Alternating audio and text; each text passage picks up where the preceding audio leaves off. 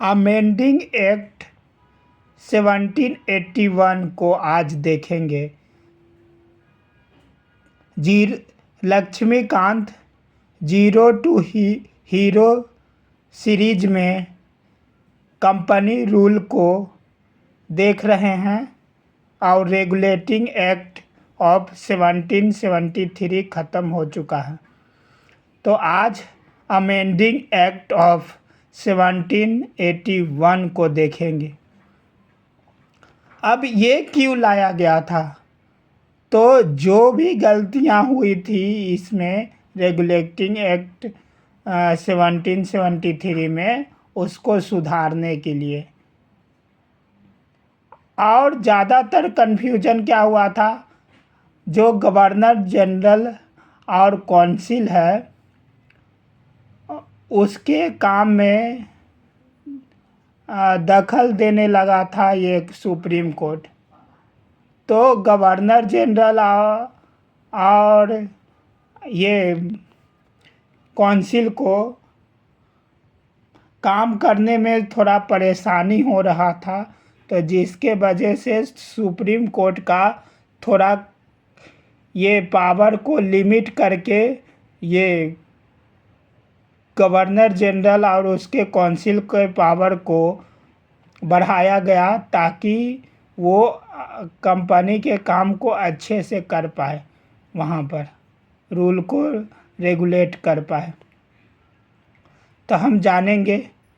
तो सबसे पहले इसके बारे में जान रहे हैं। तो ये रेक्टिफाई करने के लिए किसका, तो डिफेक्ट किसमें डिफेक्ट था, तो रेगुलेटिंग एक्ट ऑफ 1773 में 1773 में जो कमी था उसको सुधारने के लिए इसको लाया गया। Also known as the act of settlement.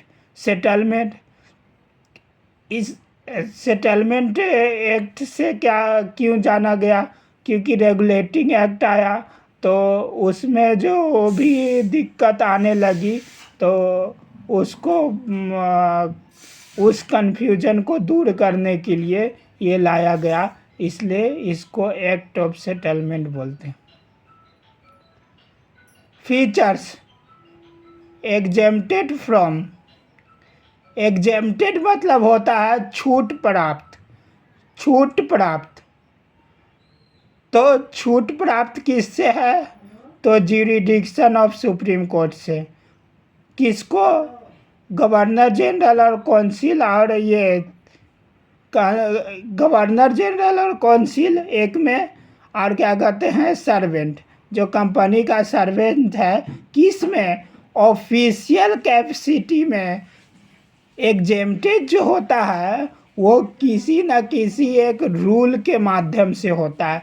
तो इसमें क्या रूल दिया गया है, रूल लिस्ट किया गया है, ऑफिशियल कैपेसिटी।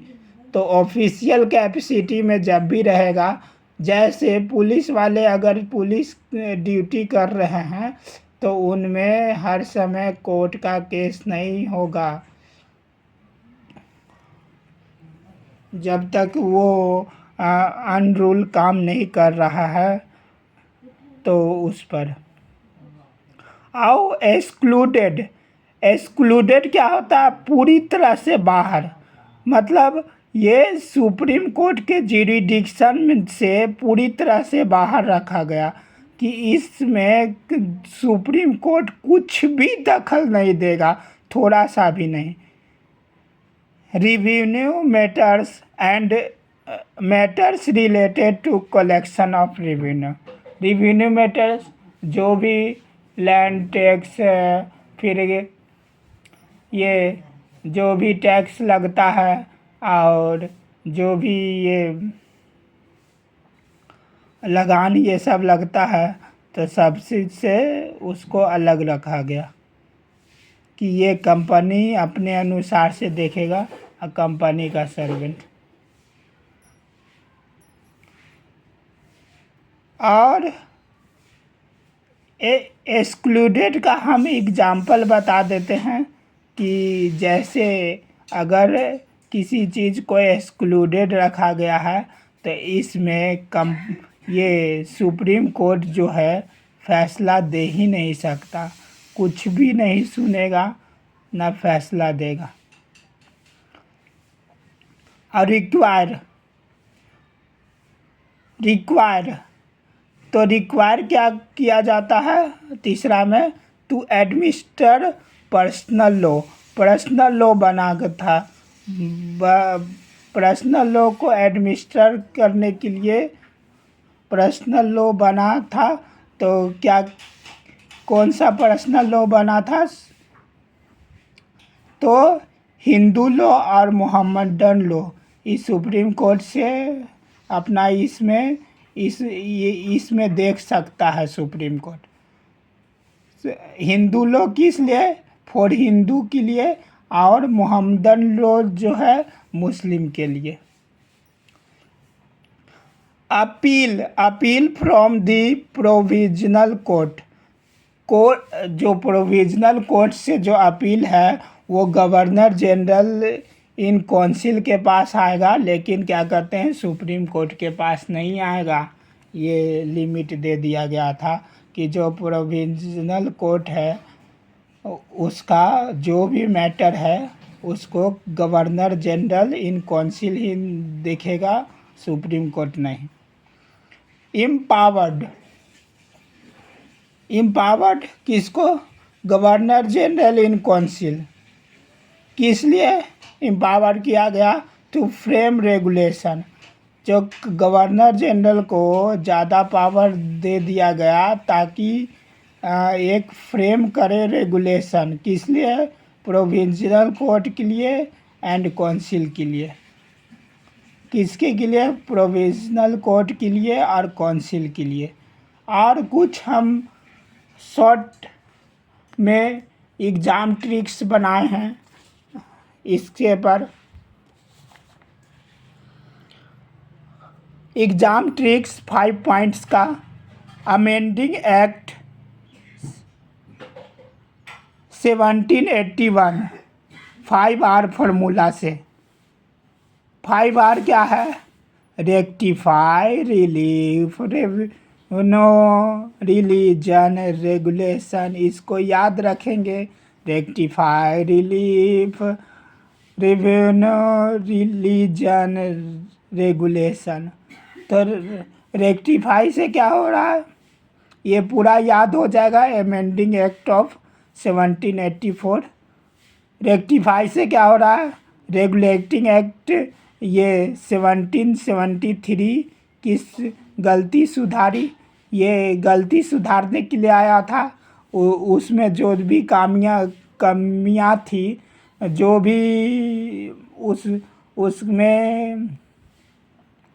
उसमें गलतियां हो गई थी उसको सुधार दिया गया है इसमें। रिलीफ दिया गया गवर्नर जनरल और कंपनी को, सर्वेंट को सुप्रीम कोर्ट से छूट मिला बहुत चीज़ में। अब रेवेन्यू जो है पूरी तरह से सुप्रीम कोर्ट से बाहर रह गया, तो इसको रेवेन्यू से याद रखेंगे। रिलीजन से याद रखेंगे कि ये पर्सनल लॉ बना था, तो personal law Hindu law Hindu के लिए और मोहम्मदन लॉ मुस्लिम के लिए। और रेगुलेट कौन करने के लिए पावर आ गया? तो गवर्नर जनरल और काउंसिल को। और ये सुप्रीम कोर्ट के पावर को दम लिमिट कर दिया गया।